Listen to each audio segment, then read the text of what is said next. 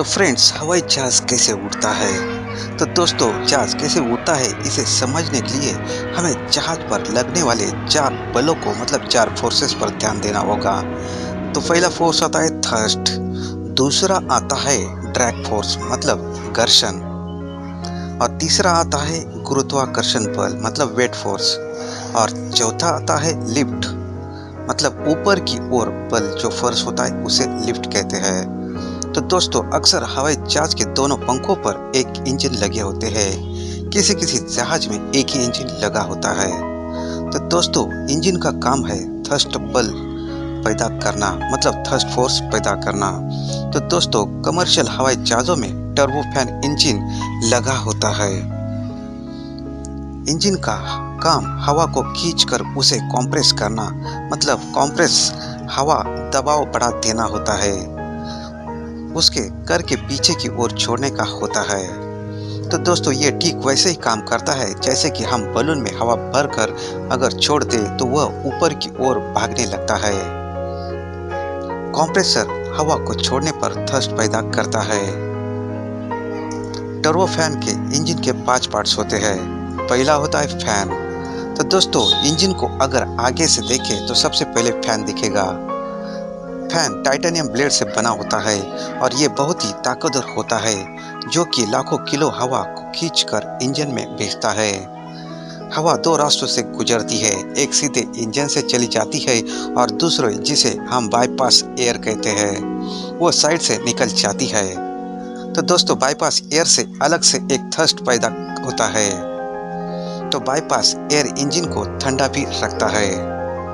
तो दोस्तों कंप्रेसर का काम होता है हवा को कंप्रेस करना यानी कि हवा को दबाकर उसका घनत्व बढ़ा देना।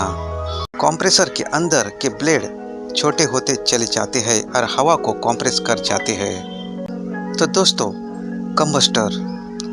कंप्रेसर के बाद कंबस्टर में जाता है जहां उसको फ्यूल के साथ मिलाकर जलाया जाता है। यह सुनने में तो बहुत ही आसान लगता है लेकिन यह बहुत ही कॉम्प्लेक्स प्रोसेस होता है। तो दोस्तों, टरबाइन, जब गर्म जलती हवा टरबाइन से गुजरती है तो वह टरबाइन को तेजी से घुमाती है और टरबाइन से ही फैन और कंप्रेसर के शाफ्ट जुड़े होते हैं जो कि और भी अधिक तेजी से हवा खींचने लगते हैं। तो दोस्तों, नोजल, ये लास्ट स्टेप है जहां पर कंप्रेस हवा को तेजी से बाहर निकाल दिया जाता है। जैसे ही हवा नोजल से बाहर निकलती है, ये न्यूटन के तीसरे नियम लागू होता है मतलब देयर इज प्रत्येक क्रिया उसके बराबर तथा उसके विरुद्ध दिशा में प्रतिक्रिया होती है। Every action there is an equal and opposite reaction. यह न्यूटन के तीसरे लॉ पर आधारित होती है। जब हवा तेजी से नोजल से बाहर निकलता है तो यह प्लेन को आगे ढकलता है और इसे आगे बल मतलब फोर्स, हमें इसे थ्रस्ट कहते हैं। जब प्लेन आगे जाता है तो एक और बल आता है जिसे हम घर्षण बल कहते हैं, लेकिन थ्रस्ट बल घर्षण बल से ज्यादा होता है इसलिए प्लेन आगे बढ़ता है। तो दोस्तों, घर्षण बल को समझने के लिए ये उदाहरण। तो दोस्तों, जब हम चलती हुई कार में बैठे होते हैं और अगर अपने हाथ खिड़की से बाहर निकाले तो हम अपने हाथ पर हवा द्वारा लगाया गया घर्षण बल महसूस कर सकते हैं। घर्षण बल पीछे की तरफ हाथ को ढकेलाता है, लेकिन चूंकि कार का थ्रस्ट बल ज़्यादा होता है और हमारे हाथ मजबूत होते हैं इसलिए हमारा हाथ कार के साथ आगे बढ़ता है। दोस्तों, यदि कार की रफ्तार निर्भर करता है, यदि कार की रफ्तार 2000 किलोमीटर पर आवर हो तो हमारे हाथ पर इतना घर्षण बल लगेगा कि ये तो हम हाथ टूट जाएगा या फिर जल जाएगा। तो अब बात आती है वेट और लिफ्ट की।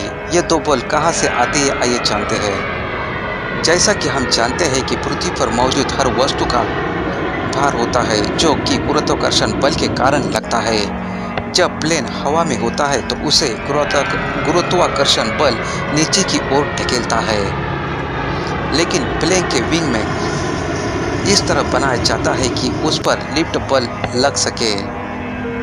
तो दोस्तों जब प्लेन को थ्रस्ट यानी इंजन आगे की ओर खींचता है तब प्लेन के विंग को इस तरह से हल्का तिरछा कर दिया जाता है ताकि विंग के ऊपर की हवा तेजी से गुजरे और विंग के नीचे की हवा धीरे धीरे निकले।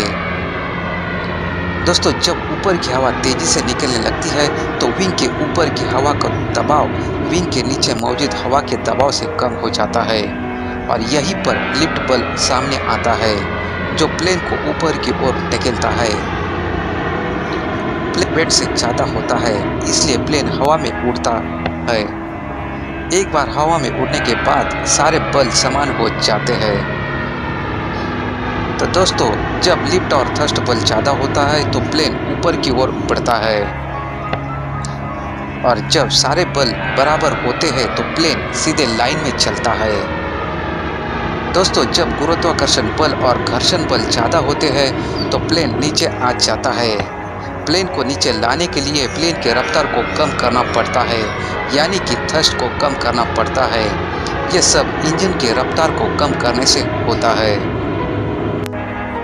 तो दोस्तों इस तरह ये एरोप्लेन काम करता है। तो दोस्तों आपको ये वीडियो कैसा लगा? अच्छा लगा तो लाइक शेयर और कमेंट्स जरूर कीजिएगा। धन्यवाद।